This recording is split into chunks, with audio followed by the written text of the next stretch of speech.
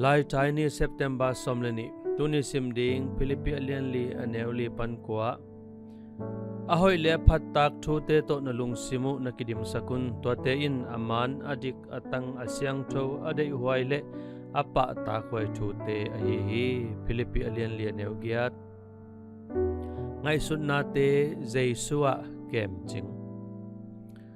Tuni somni likum Paris Olympics a mi ta tul le zanga tuipe kidem na keti lereki madok ma mahi akidem pi te maya minute som lenga bang madoki tolai takin bang tenga ngai sun zentam Olympic matun na thakhat chapte na nga in kham medal pa toina anga hit petin thu kidong hi bang tengai sunyam chile tuipe ahil anasepi te thu a minuto aban banin kagwal hi chi tuisau pe kidem te bekin ngai sunna man nei ding hilowa Jesu aum te ma in i khwal jin na lampia yup na ikep ching ding thupi ma hi nungzoi pi polin Philippi pol pi te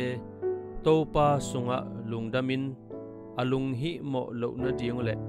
thu khem pewa thu anget dingu na han thoni to bangin hi leu banga ding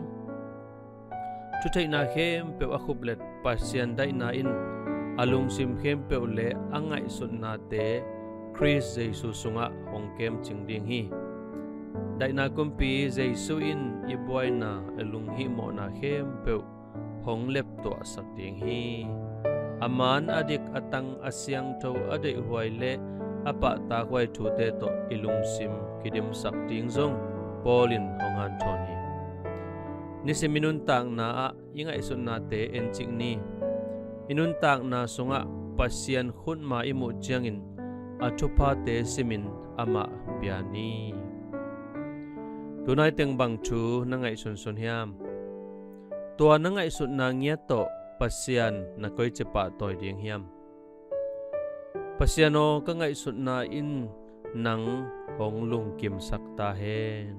amen